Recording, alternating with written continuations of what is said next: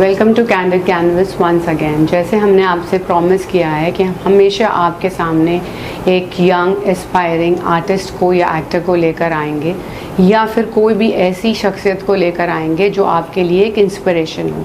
तो आज हमारे सामने वैसे ही एक आर्टिस्ट बैठे हैं जो कि बहुत ही इंस्पायरिंग है, जिन्होंने हरियाणा की गलियों से आज माइक तक का सफ़र तय किया है। So let me introduce Bunty King from Haryana. He is a very famous singer who has become a sensational in the entire nation.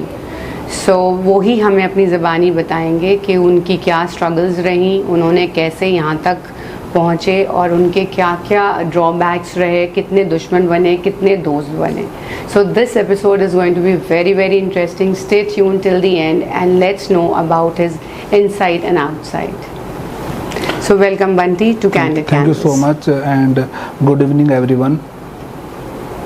So Bunty, मुझे आप ये बताइए कि आप सिंगर बनने का आपने कैसे सोचा? Like from the beginning you were like this, और आपने एकदम अचानक से ये माइंड में आया, आपकी आवाज़ अच्छी थी, व्हाटसोएवर इट इज़, आप ऑडियंस को बताएं। एक्चुअली क्या है कि स्टार्टिंग से मेरा कोई ये एम नहीं था कि मुझे सिंगर या रैपर बनना है। एक्चुअली वही जैसे मिडिल क्लास फैमिली के जो ड्रीम्स होते हैं पेरेंट्स के कि हमारा बेटा बड़ा होकर गवर्नमेंट जॉब करे या फिर समथिंग, बिकॉज मेरी फैमिली बैकग्राउंड समथिंग ऐसे ही है कि सब जो मेरे ब्रदर्स है वो गवर्नमेंट जॉब पे हैं, तो मेरी फैमिली का वो इस लाइन से नहीं है जी।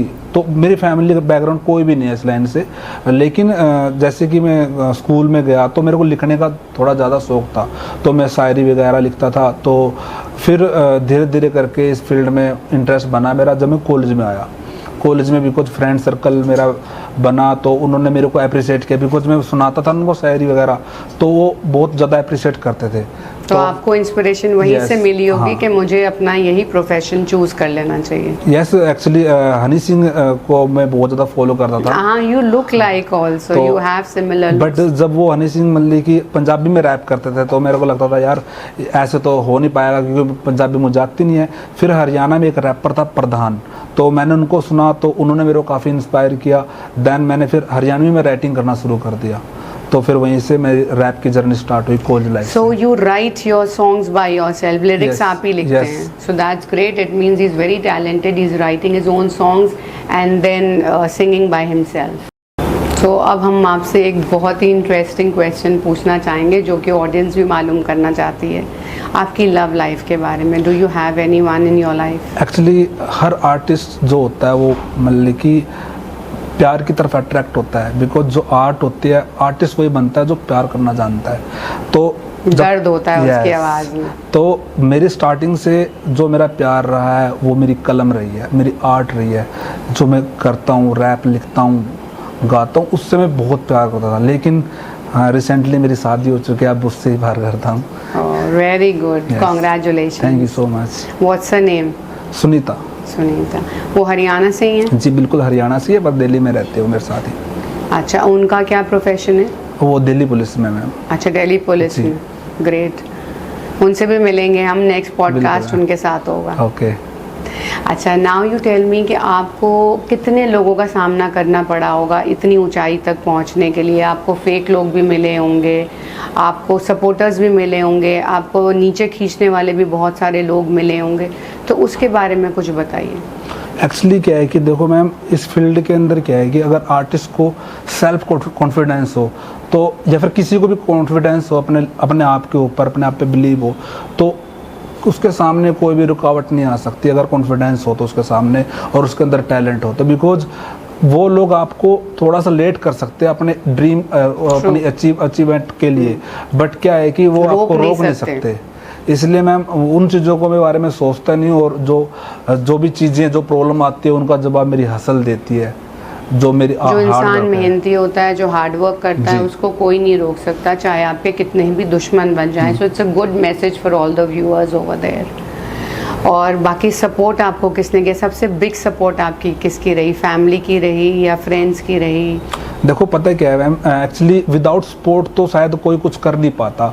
और यहाँ पे मेरी जो जर्नी है उसके अंदर मेरी फैमिली का जो सपोर्ट है मेरे पीछे वो बहुत इंपॉर्टेंट है। बिकॉज विदाउट फैमिली की सपोर्ट तो शायद मैं कुछ कर नहीं पाता। जब मैंने उनको मेरा जो ड्रीम था मैंने उनको बताया था तो वो वहाँ पे मेरे को रोक भी सकते थे, बिकॉज उस टाइम पे मेरी एज कम थी तो डिपेंड भी मैं अपनी फैमिली के ऊपर था, तो वो मेरे को रोक सकते थे अगर चाहते तो। लेकिन मेरे जो ब्रदर है, मेरे दो मुझसे जो बड़े भाई है मेरे, वो मेरे को हमेशा मेरी बैकबोन की तरह मेरी सपोर्ट करते हैं हर वक्त, आज भी करते हैं। बहुत इम्पोर्टेंट होता है अगर आप कोई काम कर रहे हो और आपको सपोर्ट मिले फैमिली का तो आपका डबल एनकरेजमेंट होता है and you become more confident in what you are doing. Yes. So Bunty just let me know कि आपके बॉडी में I could see many tattoos, I am also a tattoo lover, but आप अपने tattoos की story बताइए कि ये कैसे आपने बनवाए और इसके पीछे क्या कहानी है। एक्चुअली इसके पीछे सिर्फ सबसे इम्पोर्टेंट रीज़न ये है कि ये मेरे भैया हैं। मोस्टली लोग सोचते हैं कि ये फादर या मदर का टैटू होगा, बट ये मेरे बिग ब्रदर है एंड ये मेरी भाभी है। और ये मेरी इंस्पिरेशन है। इनसे अलग मेरा बड़ा भाई भी है, इनका टैटू मैं यहाँ बनवाना चाहता हूँ, बट फैमिली की वही है कि ये टैटू बनवाया तब भी भैया ने काफ़ी गुस्सा किया था मुझ पर, बट मैं बनवाऊँगा दूसरे भैया का भी टैटू। तो इनका टैटू बनाने का रीज़न ये है कि जैसे हमारी जो फील्ड है रैपिंग की, सिंगिंग की, उसमें क्या ग्लैमर भी है, सब कुछ एवरीथिंग है उसमें। तो जब भी क्योंकि मैं इंसान हूँ, मेरा मन करता है मैं कुछ वैसी चीज़ें करूं जैसे बाकी अदर लोग करते हैं, पर मैं इनको देखता हूं तो मुझे इंस्पिरेशन मिलती है कि मुझे कोई ऐसा स्टेप नहीं करना जिससे मेरी फैमिली को मतलब कि मुझ पे वो हो। तो इसलिए मेरी इंस्पिरेशन है, मैं कोई भी रॉन्ग काम करने से पहले इनको देखता हूँ तो मेरे कोई भी ऐसा दिमाग में कोई चीज़ आती नहीं कि मैं गलत स्टेप सकूँ। दैट्स व्हाई मैंने tattoo very very deep thing which you guys should understand कि अगर आप सक्सेस की तरफ आगे जा रहे हैं तो आप गलत चीज़ों में मत पड़ो, गलत काम मत करो, गलत मत सोचो, because that will be the biggest hassle in your success. अगर आप थोड़ी सी आपको सक्सेस मिल जाती है, मैनी पीपल आर देयर जो ड्रग एडिक्ट बन जाते हैं, ड्रिंकर्स बन जाते हैं, अल्कोहल का सपोर्ट लेने लगते हैं, जो उनका करियर भी ख़राब कर देता है और कर चुका है। There are many Bollywood stars even. Bunty मेरा आपसे ये क्वेश्चन है और ये यूथ का भी आपसे क्वेश्चन होगा कि आप उनको ये बताइए कि ये ऐसे हम लोगों को आगे बढ़ने के लिए जो भी यंग एस्पायरिंग एक्टर्स हैं उनको क्या करना चाहिए, what is the key for that? देखो मैं इसके लिए सिर्फ एक चीज़ बोलूँगा कि अपनी मेहनत से कभी शिकवा ना करो, अपनी मेहनत से कभी शिकवा ना करो, क्योंकि मेहनत करने वालों को किस्मत भी सलाम करती है।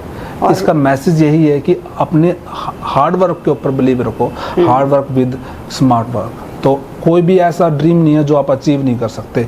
अगर मैं यहाँ पर बैठा हूँ तो आप भी बैठ सकते हो, यही मैसेज है मेरा। मेहनत वालों की कभी हार नहीं होती। Right. So Bunty just let me know कि आपके जो बहुत ही सेंसेशनल सॉन्ग्स हैं, मैंने देखा है भी है आपके आने से पहले, I was scrolling your profile and I saw it कि बहुत फुट टैपिंग सॉन्ग्स हैं। तो उन सॉन्ग्स में से आपका सबसे ज़्यादा वायरल कौन सा सॉन्ग हुआ, और कुछ सॉन्ग्स जो आप गाना चाहें वो प्लीज़ ऑडियंस के लिए गा दें। देखो अभी रिसेंटली मेरा सॉन्ग आया था लोडेड गन।